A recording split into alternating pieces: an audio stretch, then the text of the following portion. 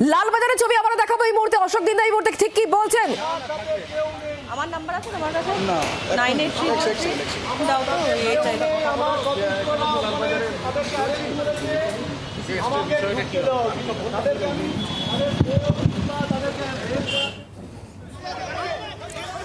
BJP বিধায়কদের খানিকক্ষণ আগে 8 জন বিজেপি বিধায়ককে এখান থেকে তুলে নিয়ে যাওয়া হয়েছে, টেনে হিচড়ে তাদেরকে প্রেজেন্ট ভ্যানে তোলা হয়, আটক করা হয়েছে প্রত্যেককে। যেভাবে আজকে কসবায় পুলিশ লাঠিচার্জ করে চাকরিহারাদের, তারই প্রতিবাদ জানানো হয়েছিল। আপনি আপনার বসকে ডাকুন, অফিসারকে ডাকুন যে আছে। কোন আইনে লেখা আছে যে লালবাজারে বিধায়ক ঢুকতে পারবে না? আমি কি 50টা লোক নিয়ে এসেছি নাকি? কেউ নেই, উনি বিধায়ক হিসেবে এসছেন, আমি এই জেলা সভাপতি হিসেবে এসেছি। বলুন, আমাদের সতীর্থরা অ্যারেস্ট হয়েছে, ঢুকতে পারবো না? হ্যাঁ বলুন।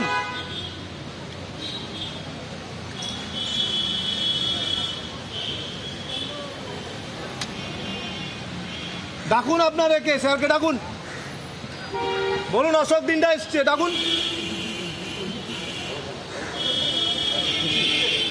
একটু আমাদের ক্যামেরা অ্যাম্বিয়েন্স মাইক আছে, আমার দেখো আটকে আছে, আমার বুনটা কোথায় দেখো তো।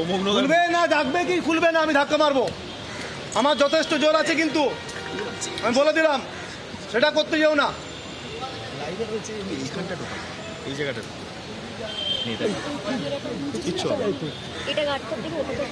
আমি হেডকোয়ার্টারে ঢুকতে পারি না এমএল হয়ে, সিঙ্গেল আমি এসছি।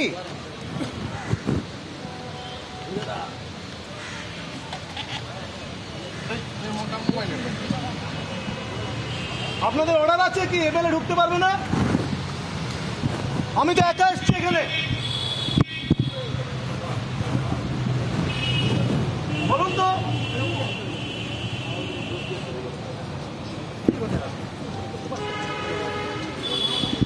অফিসারকে ডাকুন, তাকাচ্ছেন কি?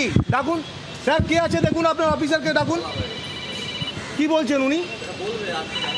তো সেটা আমাকে বলছেন না কেন? কি না, সেটা তো একদম কাউকে তো উত্তর দিতে হবে। তো সবাই যেমন একদম চুপ করে বসে রয়েছে, তো কাউকে তো উত্তর দিতে হবে। বোবা হয়ে গেছে। একটা মাননীয় বিধায়ক একটা কথা বলছে, তার তো একটা ডিউ রেসপেক্ট আপনারা রাখবেন। উনি তো আপনাদেরও সসম্মানে কথাগুলো বলছেন।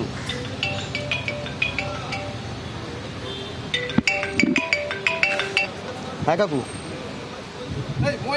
হ্যাঁ আমি এমএলএ কয়েকজনকে অ্যারেস্ট করেছি, আমি একটু লালবাজার এসেছি, আমি করে আসছি। হ্যাঁ না, আমার কাছে কোনো মব আছে না কেউ আছে, আশ্চর্য তো।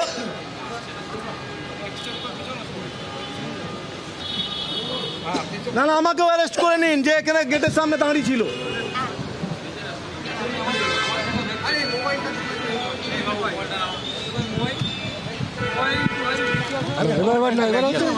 দুজন মারামারি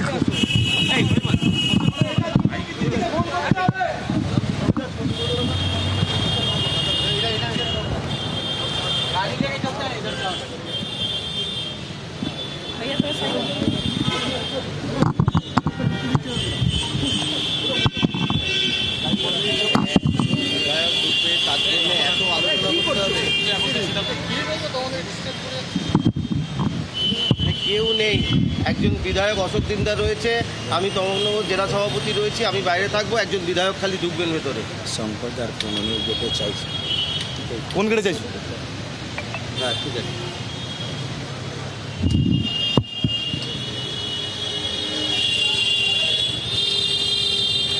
অশোক দিন্দা তিনি লালবাজারে ঢোকার চেষ্টা করছেন, তিনি গেট খুলতে বলছেন, কিন্তু পুলিশ আধিকারিকরা গেট ধরে দাঁড়িয়ে রয়েছেন। 8 জন বিজেপি বিধায়ককে আটক করা হয়েছে এবং তারপরই অশোক দিন্দা আসেন এবং তাকেও কিন্তু ঢুকতে দেওয়া হচ্ছে না। বারবার তিনি গেট খোলার কথা বলছেন, কারণ তার সতীর্থরা লালবাজার তাদেরকে নিয়ে আসা হয়েছে। আর এই মুহূর্তে অশোক দিন্দা তিনি রয়েছেন না, আমার সাথে কেউ আছে, একা লোক, আমি একা লোক।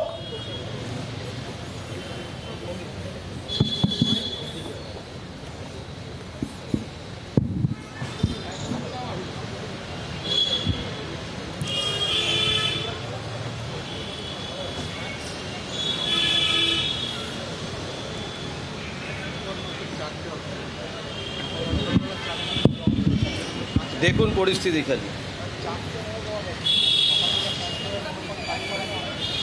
আমি দাঁড়িয়ে থাকা কিংবা অশোক পিছনে দিন্দা যাওয়ার লোক রয়েছেন নয়। এবং বিজেপির জেলা সভাপতি তিনি উপস্থিত হয়েছেন। অশোক দিন্দা তিনি বলছেন তিনি একা এসেছেন এবং কেন একজন বিধায়ককে ঢুকতে দেওয়া হচ্ছে না, কিসের জন্য ঢুকতে দেওয়া হচ্ছে না, এই প্রশ্ন তিনি করছেন। ওনাদের অ্যানসারের ওপরে যদি আমাকে ঢুকতে দেওয়া না হয় তো আমি এখানেই বসবো, এইটুকু বলে দিলাম।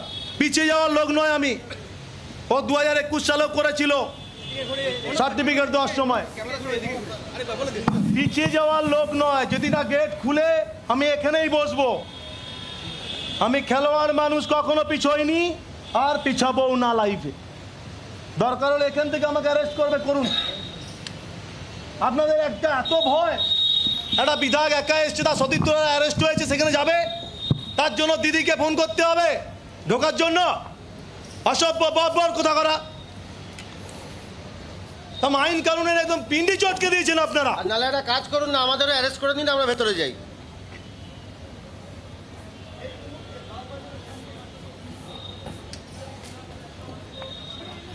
এই কি হলো, অ্যান্সার দিচ্ছে না কেন? হ্যাঁ,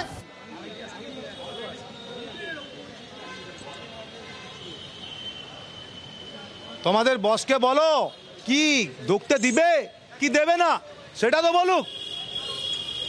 হ্যাঁ, আরে আপনাদের কে আছে স্যার বলুন না। কি বলছেন উনি কি বলছেন? দিদিকে ফোন করতে হচ্ছে। হ্যাঁ,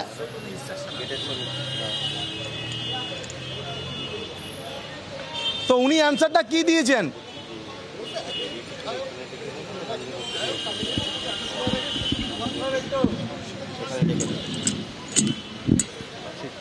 এদের বিরোধী দলের বিধায়ক দেখলে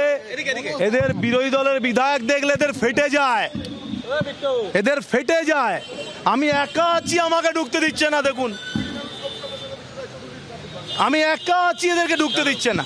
ভাবুন, হ্যাঁ, 10 মিনিট হয়ে গেল, এখন থেকে ভেতর থেকে কাকে ফোন করতে হবে? এটাকে অভিষেককে কি মমতা ব্যানার্জিকে?